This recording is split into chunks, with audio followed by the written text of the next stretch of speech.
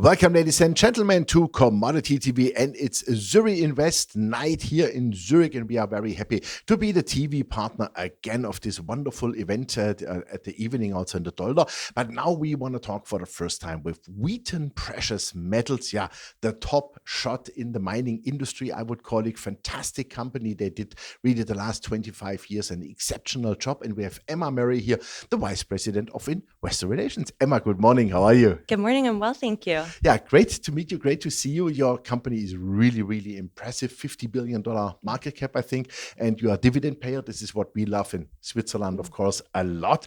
And I must say, you had a record year last year. So how was that achieved?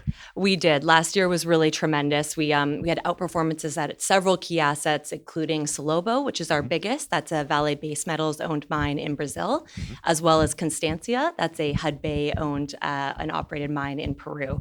So those two really contributed to record fourth quarter production, and we exceeded guidance as a result, which was great to see, and has just kind of set a new foundation for this 5-year growth period that we see. All organic growth. We've got about 40% coming online in the next 5 years by 2029, which is really unprecedented for a company of our scale in this space. I would also say this growth is really unbelievable. I think it's from like 635,000 ounces you had last year, then to 850,000 ounces gold equivalent, of course. When we talk about gold equivalent, what is the share, let's say, of gold, silver, maybe copper?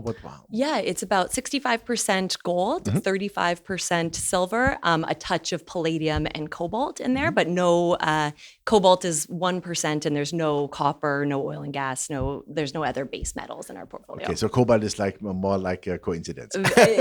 Yes. So predominantly gold, and then a healthy silver portion as well. Okay, super. How do you see in the future the development? Let's say you want to stay with the relations like you said, or could you also imagine, now copper is moving into a deficit. We see copper prices also much, much higher. Could you imagine to say that you more go to copper, let's say maybe to new energy metals? I mean, we see ourselves as a primary precious metals, and that's what we strive to be. You may see us do a copper stream or another base metal stream ancillary to a precious metals opportunity, but the precious metals component will always be first and foremost, and that's our mandate and what we think investors are looking for from Wheaton. Okay, super. So stand with the quality and the success you had in the past. Absolutely, quality being like first and foremost. That is the key. 83% of our assets are from the bottom half of their respective cost curves. That's really fundamental, because those are the assets where mining partners will invest in. That's where we see exploration potential really translate into ounces, and so that's key to our strategy. Okay, as you said, 40% growth path for the next 4 to 5 years, which is, as said, really impressive. But is the growth more coming, let's say, from existing projects, meaning organic growth in that sense that you bring them into production, or is it also something that you say, maybe let's switch a little bit more into jurisdictions which are maybe not that easy, like Canada, Australia, or US? Yeah. What is the purpose so there? All of that is organic growth, meaning these are streams that are currently in our portfolio. However, some of them are operating now, and others are in development and coming online. But key is that all of that growth is from assets that have their key permits, which we all know is one of the biggest time, thieves in our industry. So, and they're all, if not already in construction, very, very close. So we consider that very de-risked growth. But it is very layer caked among several different assets, which is nice, because if there is a hiccup somewhere or one asset takes longer to come online, it shouldn't disrupt this whole trend of growth that we have. Okay, super. Given the size of your company, is it getting a little bit more, how can I say that, let's say less easy to get quality projects? I mean, you have no debt, you have a lot of firepower with $2 billion credit facility, which is undrawn. You have, I think, over 800 million cash, what I saw in the press release, which is fantastic. So the question to me is, what or where do you see opportunities in the future to use that money? Yeah, certainly where we are constrained is not on the capital side. We are constrained by a lack of quality opportunities that meet our very stringent requirements. So we have a huge emphasis on, sustainability, social license, permitting, obviously. And so finding assets that are of size and scale to kind of warrant a Wheaton investment is just becoming increasingly hard. However, they're out there. I mean, last year we did a deal with Montage Gold on the Kone project in the Côte d'Ivoire. That will be the largest transaction done by a single streamer in a decade.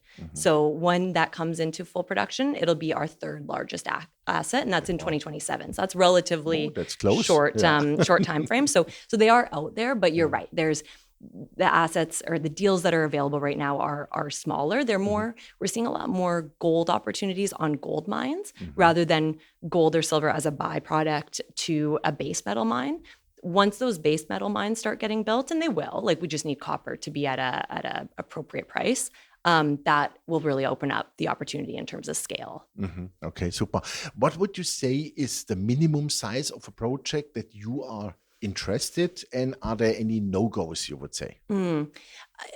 From a minimum size point, I mean, all assets, all these projects take the same amount of due diligence. So whether we're doing a $700 million asset or a $100 million stream, but we look at everything. And if there's a way that we can contribute and help a potential mining partner get a mine across the line when it's in, when it's in a jurisdiction that we like, we will do that. We'll step up.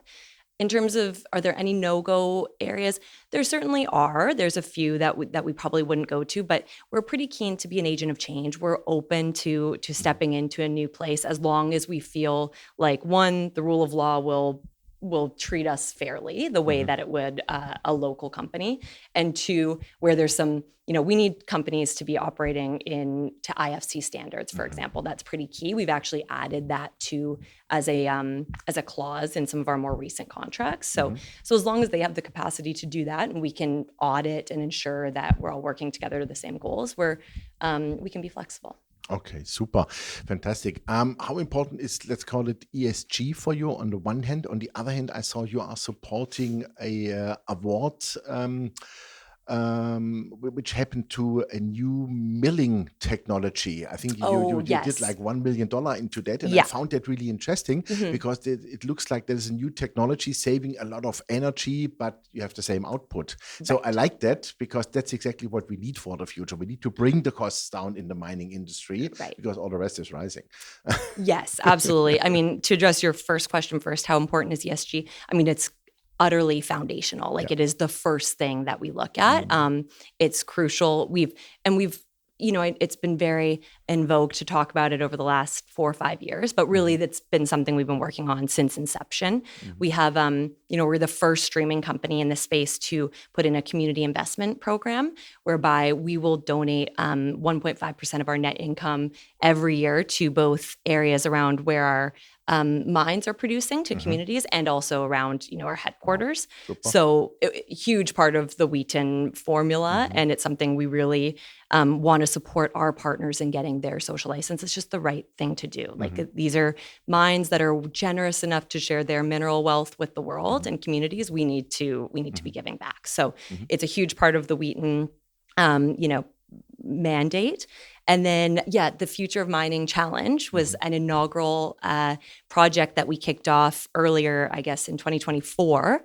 And so, we put up for a $1 million award. We wanted to meet with companies that were developing technologies basically to improve sustainability in the mine space, and by increasing efficiencies that will reduce carbon footprint. So really excited about that. We awarded that prize to Rethink Milling at the end or in March of 2025 at PDAC in Toronto. And that's something we're committed to doing for the next couple of years. So we're already getting ready to kick off that award for next year. Super. I like that. That's fantastic. That's exactly what we need. Last but not least, shareholders, what will be the dividend policy in the future? I mean, you have the growth, you have no debt, you have a lot of cash. You are a cash machine, especially at $3,130 gold. My goodness. Wow. That's fantastic. So what is the plan here? Share buybacks, dividend structure? What do you want to do? So first and foremost, capital allocation, we're still looking to put money into the ground and to invest in new opportunities. We think that's what our shareholders look to Wheaton to facilitate, and we've been successful at it, and there's still opportunities to do so. We pay a dividend, and we in 2023 2024, we changed to a progressive dividend. So we've committed to growth every year. The quantum of growth will change based on what opportunities are ahead of us, how our cash balance is doing. But yeah, we currently pay the highest percentage of revenue to shareholders of any other company in the precious metal space. So we'll continue to make that a priority. Super. And some share buybacks, maybe? We haven't done share buybacks. It's not our priority. We still see room in the corporate development side and on the dividend, but that will certainly be something we'll evaluate continuously. We never want to have a lazy balance sheet. And like you say, at this gold price, we're generating a lot of cash. It's growing to 1.9 billion by 2029. So we'll be looking for places to put that to work. Fantastic. So we wish you well. Thank you very much for stopping by here and for taking the time to talk to us. And yeah, we wish you all the best. I think the success path is really in front of you. Thank you so much. Pleasure. Thank you very much. Yeah, ladies and gentlemen, that was Emma Murray, the Vice President, Investor Relations of Wheaton Precious Metals. And honestly, this company is really outstanding. It should be part of your portfolio for sure. Of course, $50 billion market cap by now, but dividend payer since many, many years. And they want to grow the dividend every year. They have no debt. This is something what is for me also super important because that company cannot be stressed. Over $800 million cash and almost 9 billion of income over the next 4 to 5 years. So that looks really fantastic at those gold prices. You know me, gold prices will go much, much higher. We see that in the foreseeable 4 to 5 years now. And for that sense, really make sure you own that fantastic company. Thanks for watching us. That was Commodity TV for Zuri Invest Night from Zurich. Bye-bye.